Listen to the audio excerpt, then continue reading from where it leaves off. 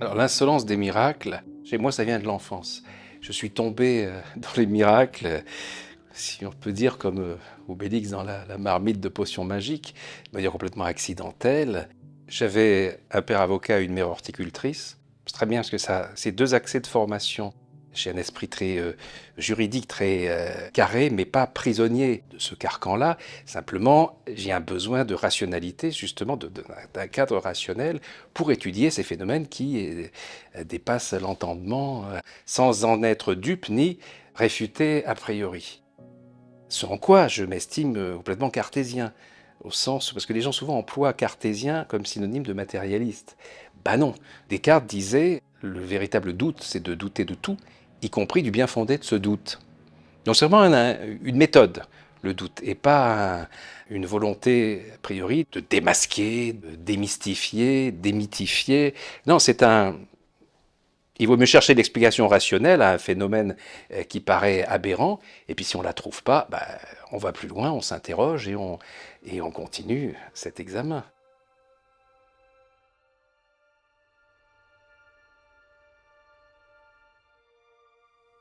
C'est une jeune bergère illettrée, Bernadette Soubirous, qui en 1858, alors qu'elle va chercher du bois dans une grotte, a une apparition lumineuse qui lui parle dans son patois pyrénéen, et qui lui fait découvrir une source. Donc il y a plusieurs apparitions, et puis elle en parle tout de suite, il y a toute une enquête et un véritable procès d'interrogatoire des gendarmes, des procureurs et tout ça, qui va aboutir à un dossier très, très fort de la part de cette fille qui ne varie pas dans son discours et se présente sous le nom Immaculada Concepción.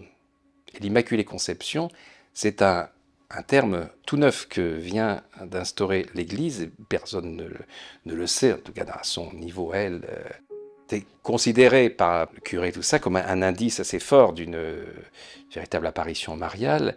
Et puis après, bah, il y a les faits, c'est-à-dire que les gens se mettent à accourir et les premières guérisons arrivent tout de suite. C'est une femme qui a la main complètement paralysée depuis elle est tombée d'un arbre, qui met la main dans l'eau et voilà, la main bouge à nouveau.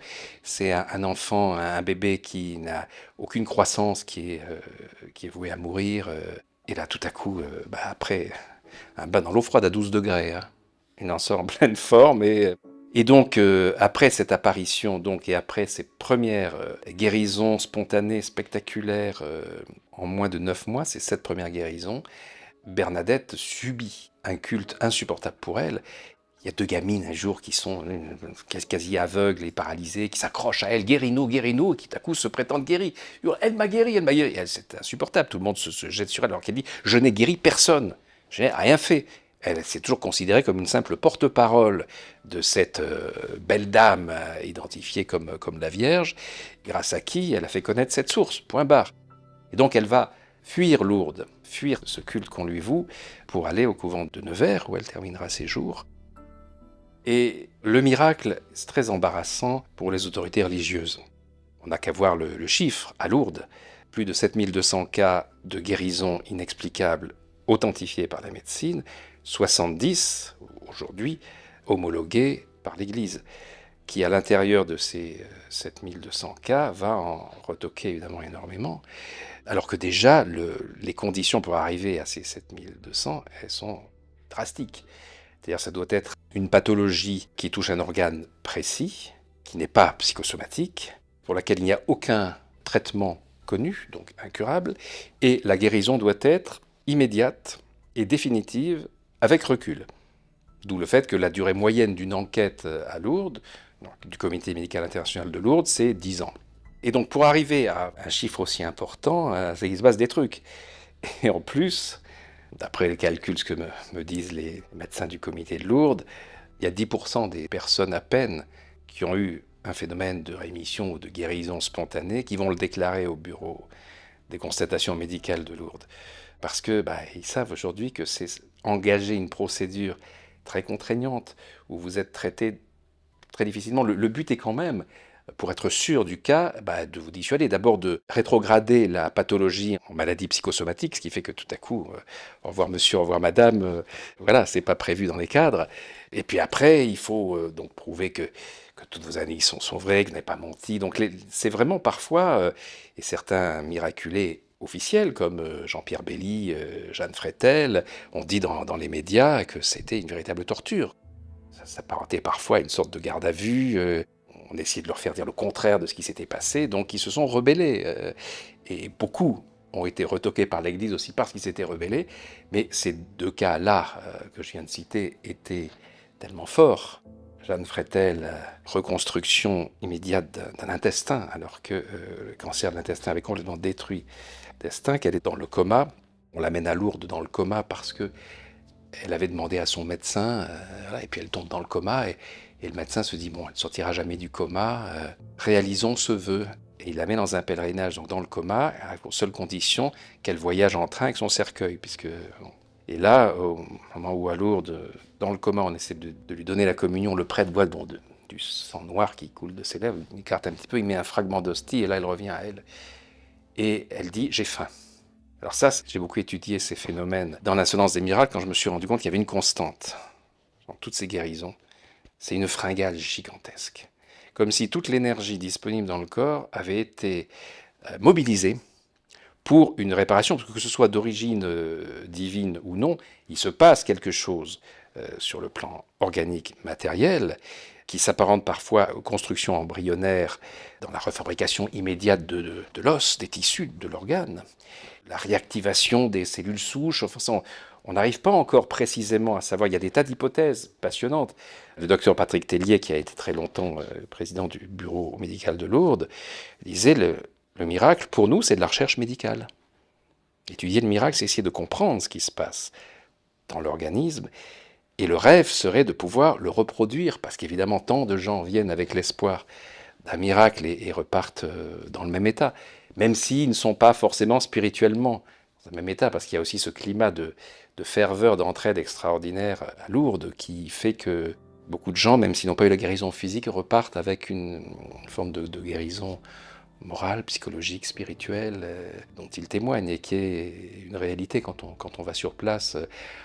Une fois qu'on a franchi, évidemment, tout le décor de bondieuserie made in China, et qu'on plonge au cœur de l'aventure humaine, de tous les bénévoles qui sont là-bas et qui, pour moi, apportent de la même manière que l'eau, que cette charge d'espoir qu'il y a dans l'eau, cette eau de la source qui n'a aucune propriété thérapeutique.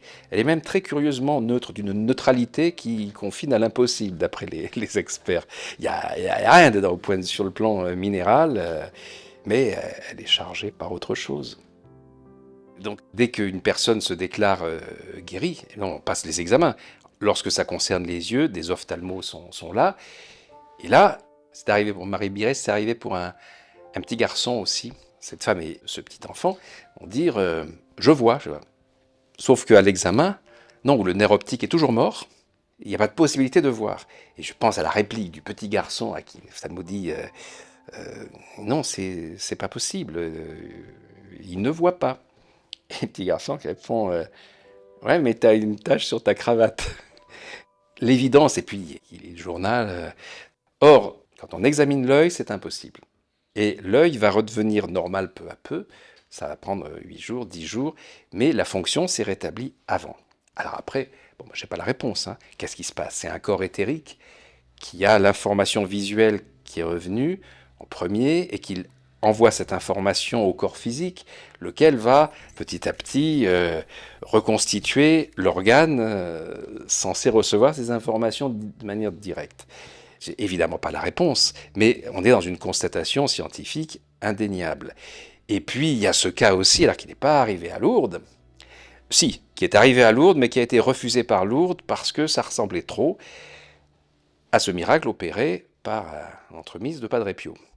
C'est cette petite fille à l'époque, Gemma Di Giorgi, qu'on peut voir aujourd'hui sur Internet, qui est une enfant née sans pupille, donc n'a jamais vu, et au cours d'une messe de Padre Pio, elle est guérie, entre guillemets, au sens tout à coup, elle voit. Sauf que il n'y a toujours pas de pupille, donc comment voit-elle? Et aujourd'hui, cette femme, qui témoigne encore sur le nom, on voit très bien son visage, et quand il arrive la même chose à Lourdes, là tout à coup, et c'est un cas extraordinaire, reconnu par la médecine, mais l'autorité religieuse refuse d'homologuer ce cas comme un miracle.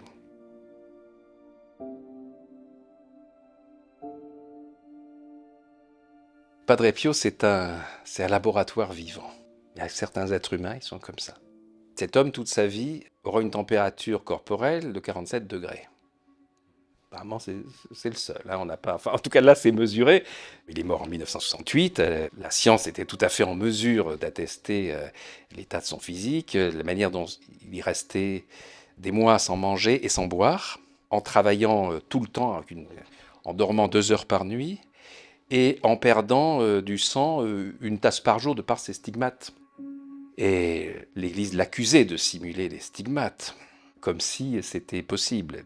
Ces plaies qu'il cachait dans des mitaines et tout ça. Et voilà, tout ce sang était recueilli, ce sang a été analysé, ça n'est pas son groupe sanguin en plus. Donc on se dit, oui, ben il a pris le sang d'un autre pour se faire des faux. Non, ce sang-là, à l'analyse, c'est un sang du groupe AB, comme celui trouvé sur le linceul de Turin, et comme celui trouvé sur tous les grands miracles eucharistiques où les hosties se mettent à saigner. Certains diront coïncidence quand ils ne peuvent pas dire qu'il y a supercherie, parce qu'on voit très bien quand il y a supercherie ou pas, dans les statues ou les hosties qui saignent. C'est facile, où il y a une pompe, un réservoir, une télécommande, un trucage à l'intérieur. Donc il faut arrêter avec le truc, c'est pas, c'est bidon. Non, c'est bidon ou ça ne l'est pas. Et on le voit très vite. Donc les fois où il y a pas tous ces accessoires de supercherie, eh oui, il y a autre chose. Et le fait que ce sang-là soit ce groupe lié apparemment à la figure christique a évidemment du sens. Donc Padre Pio a ces conditions déjà d'état physique assez particulier. Il a en plus un don de bilocation, c'est-à-dire d'être dans plusieurs endroits à la fois, attesté par des témoins tout au long de sa vie dans les endroits différents. Je pense notamment à des plus spectaculaires et j'allais dire rigolo, parce que l'humour de Padre Pio, qui est un humour assez brutal, assez corrosif, va s'exercer toute sa vie. Et un jour, il y a le général Cadorna, qui est un chef d'état-major qui vient d'être limogé après une défaite terrible en Italie, et s'est enfermé dans son bureau, a pris un pistolet et s'apprête à se suicider, voilà, parce que son honneur était perdu. Et à ce moment-là, la porte s'ouvre et il y a un moine sur robe de bure qui arrive et qui dit non, faites pas ça, général, d'autres choses vous attendent, vous êtes fait pour autre chose. Et il ressort. Le général pose le pistolet, c'est quoi ce truc? Et il se précipite, il y a 2 gardes à la porte, et il leur dit mais c'est qui ce type qui rentrait? Il n'y a pas eu de type, il n'y a personne. Et dans le même temps, le Padre Pio était dans son couvent, les autres, on savait qu'il était là. Mais les années plus tard, il est devenu célèbre, et le général le reconnaît dans une photo dans le journal. Il dit, mais c'est le moine venu de nulle part qui rentrait pour m'empêcher de me suicider. Et il se précipite au couvent de San Giovanni Rotondo, couvent de Padre Pio, son confessionnal, et il s'approche, il dit, mais, et Padre Pio lève les yeux et dit, ah, alors général, on est passé à 2 doigts du drame, hein, vous m'en avez fait voir. Donc là, tout à coup, on est dans un des cas avérés de cette bilocation. Et puis un pouvoir de guérison qui est spectaculaire et qui continue à titre posthume aussi, il continue d'apparaître, y compris sur des photos. Un rationaliste qui tient à ses positions a intérêt à fuir toute lecture sur Padre Pio et tout témoignage. Alors, après avoir été vilipendé, sali par les autorités religieuses, l'Église l'a récupéré. Ensuite, il faut dire que Paul VI, Jean Ier va rétablir les choses, et surtout Jean-Paul II qui va le faire béatifier, canoniser à une vitesse express.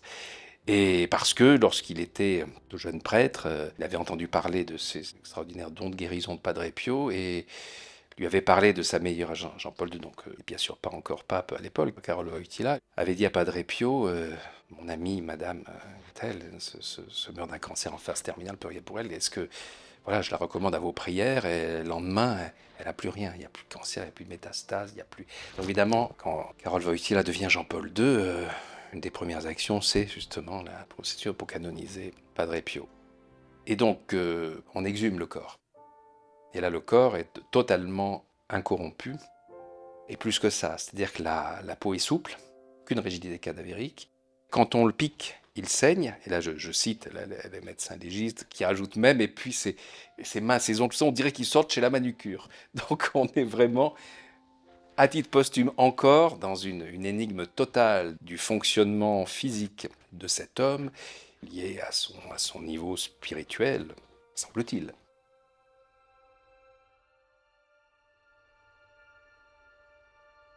Alors, Charbel Macluf, c'est peut-être le personnage qui illustre le plus ce concept qui m'est cher, qui est l'insolence dans les miracles, c'est-à-dire le côté provocateur, évidemment pour une bonne cause. Et là, on est dans le cas d'un ermite, petit bonhomme qui, toute sa vie, est passé inaperçu, qui meurt en 1899, après vraiment une vie d'ermite au couvent d'Anaya, à 50 km dans la montagne au-dessus de Beyrouth. Il est inhumé au monastère, comme les autres moines.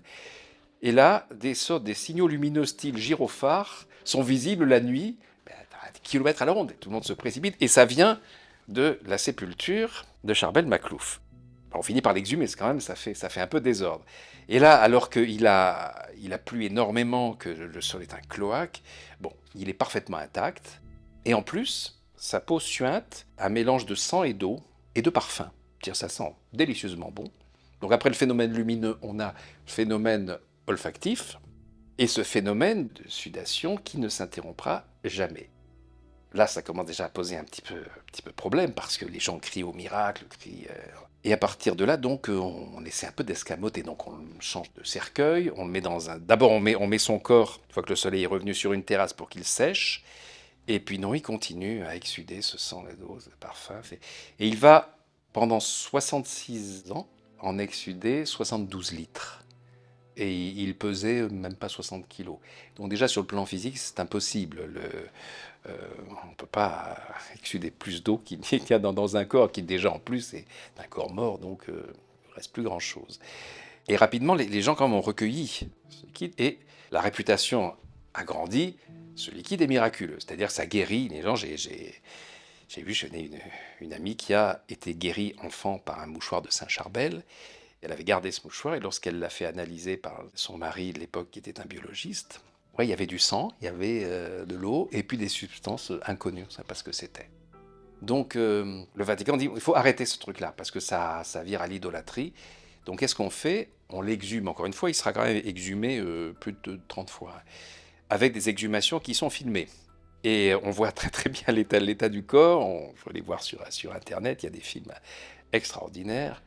Et là, on les viscère, c'est-à-dire on vide complètement le corps. Dit comme ça, bon, le problème ne se posera plus. On ne sait pas d'où vient ce liquide, mais bon, s'il n'y a plus rien à l'intérieur, et on referme, il continue à exsuder. Alors là, on change encore de cercueil, doublé de parois de chêne, zinc, plomb, tout ça. Et puis, on le cache dans une niche, on cimente. Et puis, 2 jours après, ça suinte dans le mur, quoi. Ça a traversé le chêne, le plomb, le zinc, le mur, et ça continue, et les gens viennent éponger. Donc, à tel point, je vous passe les étapes, mais à un moment donné, Rome sent bien que c'est un tel phénomène au Liban que le patriarche va finir par le canoniser. Donc le Vatican, bon, lance la procédure. Et le corps, il est toujours intact, hein, il n'y a plus rien à l'intérieur, et il n'y a aucune décomposition, il continue à suinter. Et du jour où Paul VI béatifie donc officiellement au Vatican Charbel Macluf, le corps se met à se décomposer à partir de cet instant, comme s'il venait de mourir, d'une manière complètement normale, 66 ans après le décès. Évidemment, on sent une intention. Le côté « coucou, je suis là, demandez-moi, je ne demande qu'à vous aider, qu'à vous guérir, mais encore faut-il me connaître. » Alors, ce qui est merveilleux, c'est que cet homme qui toute sa vie a été un ermite, qui ne parlait quasiment pas, qui travaillait la terre et la prière et les textes religieux et l'humilité, là, tout à coup, tous ces phénomènes tellement spectaculaires sont des appels pour attirer l'attention. Pour attirer l'attention, pourquoi? Pour que les gens le connaissent et puissent le prier. Moyennant quoi, il est devenu le recordman absolu du nombre de miracles qu'on lui impute. On est à plus de 30 000. C'est plus que Padre Pio, qui déjà est quand même vedette mondiale, et c'est partout dans le monde. Et ça continue avec des apparitions d'un humour et des guérisons d'un spectaculaire incroyable. Je pense à Noa El Chami, dans les années 90, cette mère de 12 enfants. Suite à un AVC, elle est paralysée. Et il y a eu, au niveau de l'aorte, c'est pas du tout opérable, on peut rien faire. Donc elle est condamnée à la paralysie et elle supporte pas. Et elle prie. Donc c'est une Libanaise pour qui Saint Charbel, qui est devenu le saint patron du Liban, est évidemment la référence absolue. Et là, c'est une femme de caractère qui le somme. Voilà, Saint Charbel, je veux dire, ou bien vous me guérissez, ou bien vous me laissez mourir, mais je ne peux pas rester comme ça. Et là, la nuit, elle rêve, elle voit une silhouette lumineuse qui dit « Je suis le père Charbel et je viens t'opérer ». Et bon, il se penche sur elle, et là, plouf, le noir, et elle se réveille le matin, elle réflexe, elle sort du lit, et là, elle se rend compte qu'elle n'est plus paralysée. Elle se précipite devant une glace, et là, elle voit qu'il y a 2 cicatrices de 12 cm chacune sur son cou. Appelle le médecin, tout ça. Le médecin dit « Mais qui vous a opéré ?» Elle a été opérée. Elle n'est plus paralysée. L'opération est analysée comme ce qu'a fait un grand chirurgien de pointe. Juste un petit détail étrange, ce sont de grandes cicatrices recousues avec du fil, mais un fil assez particulier. L'origine en est inconnue, je ne sais pas ce que c'est. Et en plus, c'est un fil à 3 extrémités. Et les 3 extrémités ont été utilisées pour recoudre. Et là, il y a encore cette réaction de Noa El Chami, de cette mère de famille qui m'enchante. C'est qu'elle dit que Saint Charbel revient la voir après. Elle l'engueule, elle lui dit « Mais bon, merci, mais enfin, si vous avez le pouvoir de m'enlever cette paralysie, pourquoi vous m'avez fait des cicatrices aussi vilaines ?» Et il lui répond « Nous sommes à une époque où les gens ont besoin de voir pour croire, donc je t'ai blessé avec l'autorisation de Dieu pour que les gens soient témoins de ce qui est possible. » Et il lui dit maintenant, tu vas aller chaque mois, le 22 de chaque mois, puisque la guérison a lieu le 22, au monastère d'Anaya, donc qui était le couvent de Charbel, pour rendre grâce et pour remercier et pour aider les autres. Ce qu'elle fait, alors au début il y a la famille et les amis, et après ça devient un lieu de pèlerinage énorme, avec des guérisons à l'appel, et puis elle est utilisée, elle est toujours vivante, hein, elle a 80 ans à peu près, et le 22 de chaque mois, les plaies se rouvrent et elle saigne du sang qui n'est pas son groupe sanguin. C'est le groupe de sang de groupe AB, comme d'habitude dirais-je. Et puis, il y a des anecdotes complètement vérifiées, hein. Je ne parle que de cas authentifiés, documentés, dont on est certain. Un jour, une dame qui a un cancer en phase terminale en hôpital voit apparaître Saint Charbel, qui lui dit « Ne t'inquiète pas, je t'envoie Noa El Chami ». Et Noa El Chami, elle reçoit une adresse en dormant, et le lendemain, elle va à l'hôpital demander telle personne dont on a eu le nom, et c'est la patiente en question. Et donc, elle impose les mains, et bon, semble-t-il, Charbel agit à travers elle, en tout cas, le cancer disparaît. Donc, des cas comme ça, il y en a tout le temps. Elle est invitée au Mexique, où Saint Charbel est une star absolue, pour une messe dans un stade et tout ça. Et puis, voilà, elle va guérir la sœur du maire de Mexico. Donc, si vous voulez, cette aventure d'une insolence d'autant plus forte qu'elle émane de quelqu'un de si discret de son vivant, quelque chose que j'avais à cœur de transmettre parce que ça fait du bien. Et ça fait du bien qu'on soit croyant ou pas. Parce que l'histoire humaine est aussi belle que l'histoire divine, si vous voulez.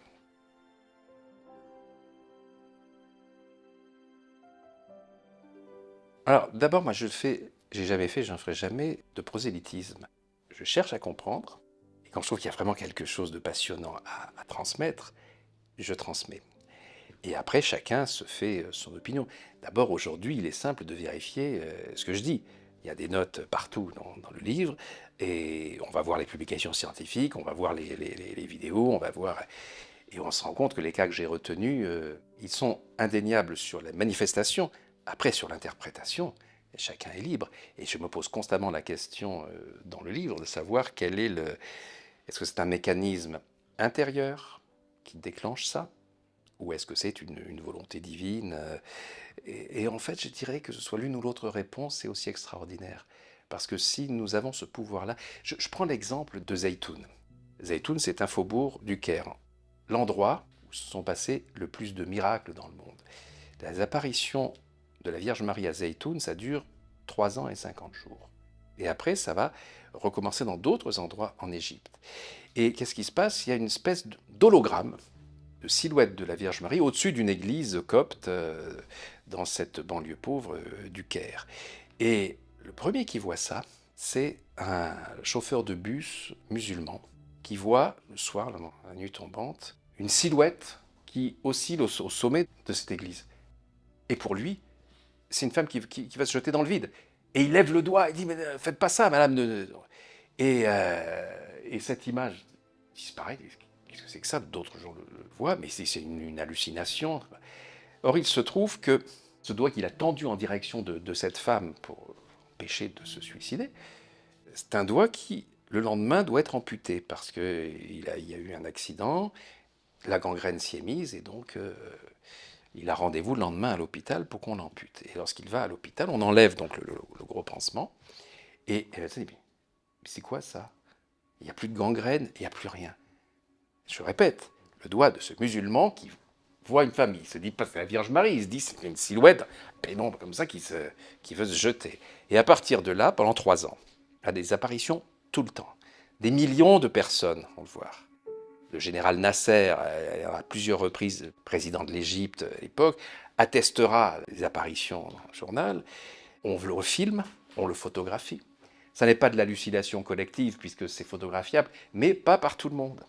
C'est-à-dire qu'il y a une quasi-exclusivité pour un photographe qui s'appelle Waghi Mehta. Et là encore, je ne peux pas m'empêcher de prendre ça pour des clins d'œil. Parce que ce photographe est paralysé d'un bras depuis qu'une opération ratée. Et donc, il photographie d'une seule main. Et il entend à la radio que des apparitions de la Vierge sont à Zaïtou. Donc, il se précipite avec sa voiture.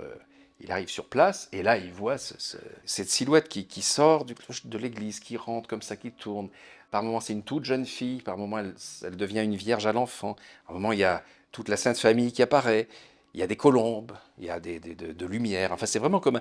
Alors, évidemment, on est en 1968. On se dit, c'est un hologramme. La technique existe. Donc vous pensez bien que les autorités d'un pays musulman comme l'Égypte ne vont pas laisser, à coup, les chrétiens, la Vierge Marie, s'emparer de tout ça sans rien faire. Donc ils vident tout le quartier, ils enlèvent toutes les voitures, ils inspectent partout pour chercher un projecteur à cet hologramme. Ils trouvent rien. Le phénomène continue. Ils coupent le courant dans tout le quartier. Et le phénomène continue. Donc c'est la preuve que ce n'est pas un hologramme, ça ne marche pas sur pile, hein, c'est autre chose.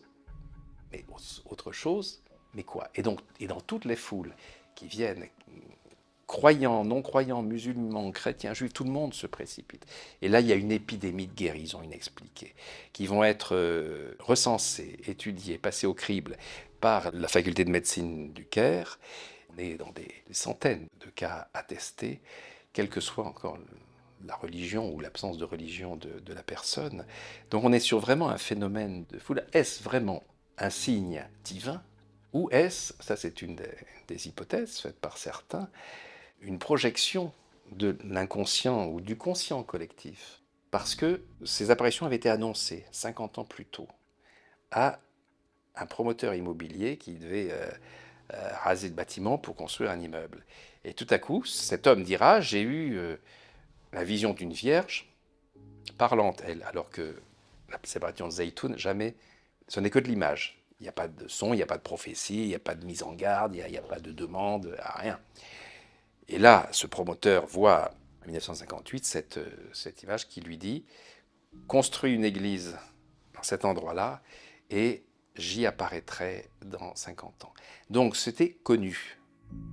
Et par rapport à la détresse des chrétiens d'Orient, souvent persécutés, est-ce que cet espoir, cette attente aurait fabriqué une sorte d'épure qui aurait créé cette image extérieure? C'est une des hypothèses, et elle est très intéressante, parce que ce dont on est sûr, ce sont les manifestations qui sont la conséquence de cette apparition. En l'occurrence, toutes ces guérisons inexpliquées, de cancer en phase terminale, de paralysie, de cécité, comme à Lourdes, en pire, si je puis dire. Et on est quand même dans toujours cette hypothèse, qu'est-ce qui agit? Est-ce que c'est vraiment cette force divine ou est-ce que ce sont des capacités insoupçonnées en nous qui sont déclenchées, boostées par l'idée que ce puisse être possible? Donc, que ce soit du vrai divin ou de l'humain poussé à sa quintessence, ou l'une rencontre des deux, on ne sait pas. Et qui peut se permettre de trancher?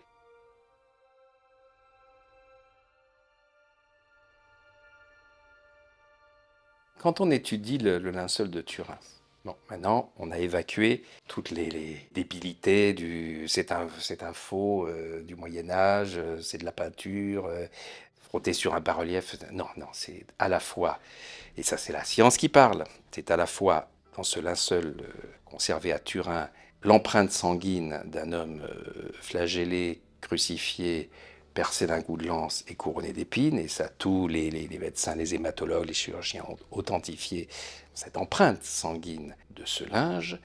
Et en plus, il y a une image de ce corps qui est l'équivalent d'un négatif photo, et cette image est composée d'une roussissure des fibres sur 40 microns, 40 micromètres, donc c'est pas l'épaisseur d'un cheveu. Et c'est en dehors des zones du sang. Et c'est ça qui compose une image correspondant à ce qui a été après l'iconographie du Christ. Sur un linge authentifié comme étant en provenance du 1er siècle de par son type de tissage, de par les techniques employées, et de la région de Jérusalem de par la présence de pollen et de fleurs dont certains sont typiques de la région et d'autres ont disparu vers le 2e, 5e siècle. Ça, c'est les travaux du professeur Avinoam Danin de l'Université hébraïque de Jérusalem. Donc tout concourt à cette authenticité et cette image inexplicable qui ne peut être qu'une chose. Ça, aujourd'hui, la science a résolu le problème. Ça ne peut être que du laser. J'en dis oui, c'est la preuve que c'est un faux, puisque voilà, à partir de 1930, on pouvait avoir du laser, quoi. On en fait, donc on a substitué lui d'avant et on a fait, ouais. Sauf que cette roussissure des fibres, c'est pas un tracé laser. C'est l'équivalent de pixels, ce sont des points. Donc il aurait fallu des milliards de lasers avec un tir orthogonal pour arriver à ce qui est présent sur ce linceul. Et là, l'explication trouvée, qui jusqu'à preuve du contraire est la seule qui tient vraiment compte de toutes ces particularités, c'est le professeur Fritz Albert Popp et le professeur Bischoff qui ont démontré qu'à l'intérieur de nos cellules, de notre ADN, nous avons tous du laser naturel. C'est infinitésimal comme mesure, mais c'est quand même suffisant pour être un marqueur en cancérologie. Et donc, imaginez que tous les noyaux d'ADN du crucifié à l'intérieur de ce linge aient tout à coup déclenché une lumière qui existe, sauf qu'elle est multipliée par je sais combien de fois, de millions, pour arriver à cet effet-là. Donc l'image s'est imprimée à un moment où le corps avait disparu, parce que c'est à plat, et il n'y a aucun arrachement des fibres de lin ni des caillots de sang. Or, l'analyse dit que le corps a séjourné 30 heures dans ce linceul, il n'y a aucune trace de décomposition, tout ça. Donc on est vraiment devant une énigme. C'est un indice très fort de dématérialisation d'un corps et laissant à la fois l'empreinte sanguine et cette image qui, là encore, ne peut être provoquée que par du laser. Et il y a un endroit dans le corps où il y a du laser naturel, c'est dans les noyaux d'ADN, et d'où ces millions de points qui sont apparus.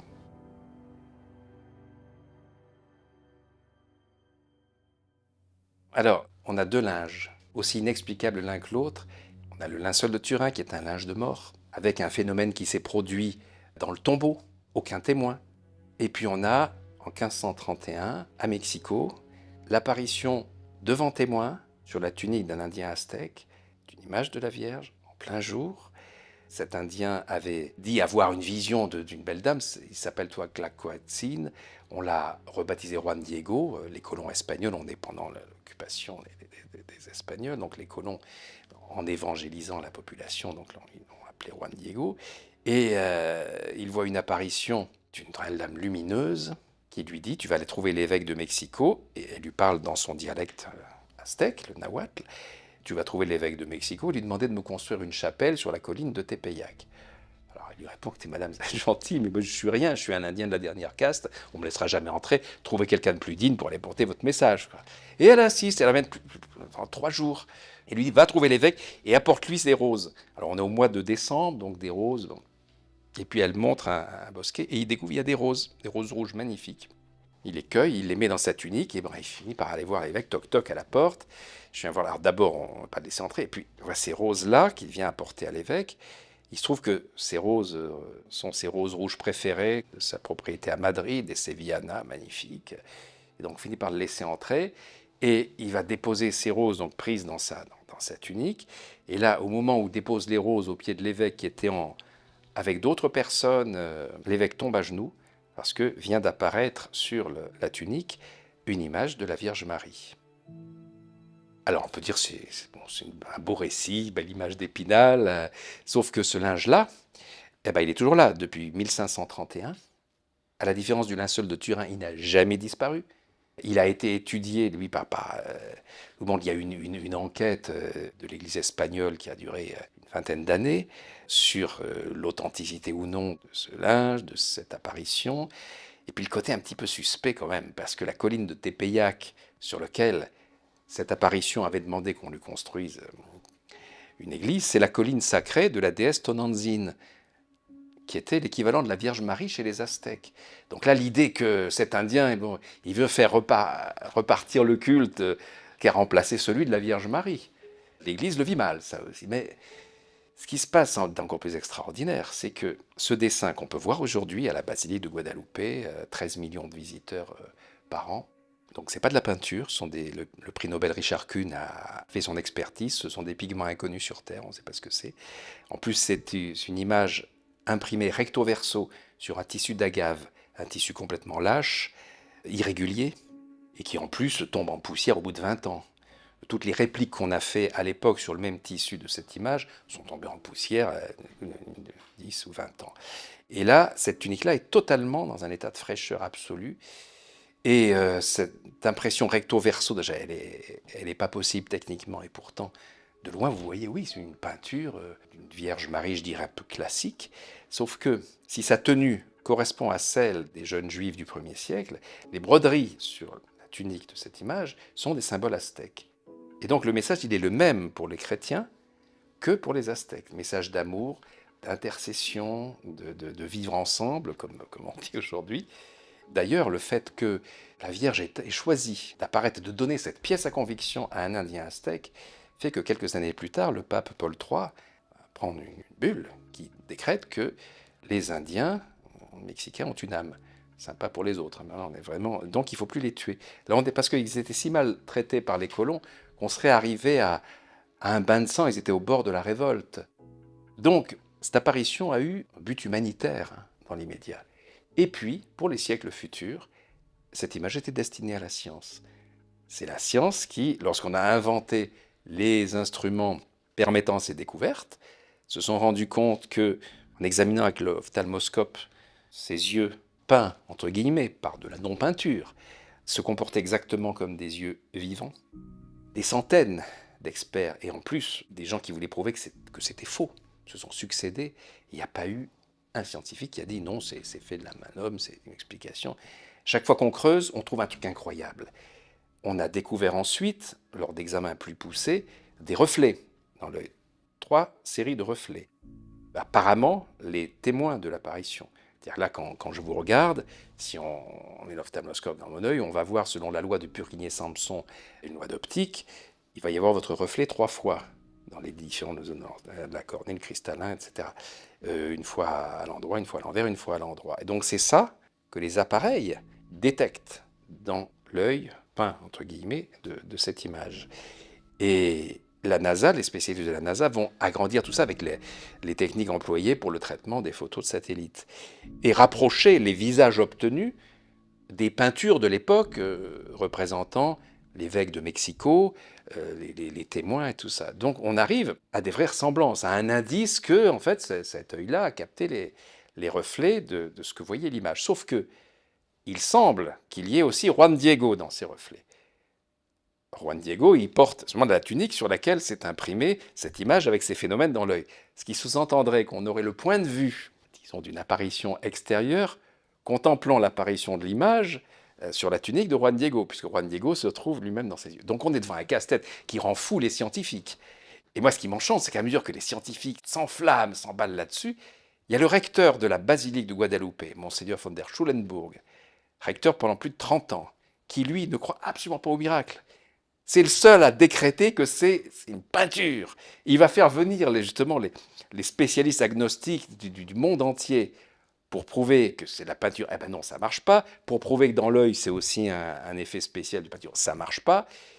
Et puis arrive le professeur Juan Homero Illescas, qui est un grand spécialiste d'astronomie. C'est un scientifique extraordinaire que j'ai eu la chance de connaître, et qui, lui, va découvrir que la disposition des étoiles, qui paraît simplement décorative sur le manteau de l'image de la Vierge, correspondent en fait à la position exacte des constellations dans le ciel au-dessus de Mexico, au jour et à l'heure de l'apparition en public. Donc on est devant une projection directe, pas avec effet d'anamorphose du ciel sur ce tissu. Donc on est là encore, c'est la science qui permet ça, mais la science du XXe siècle. Donc on avait un objet dormant. Enfin dormant pas vraiment, parce qu'il a continué tous ces temps-là à obtenir des guérisons miraculeuses, de par l'état dans lequel étaient les gens qui venaient le prier. Voilà, après on en revient sur les interprétations que l'on veut, mais c'était un objet dormant sur le plan scientifique par rapport aux renseignements qu'il avait donnés. Et voilà, à chaque fois que les instruments se penchent dessus, on découvre des choses extraordinaires.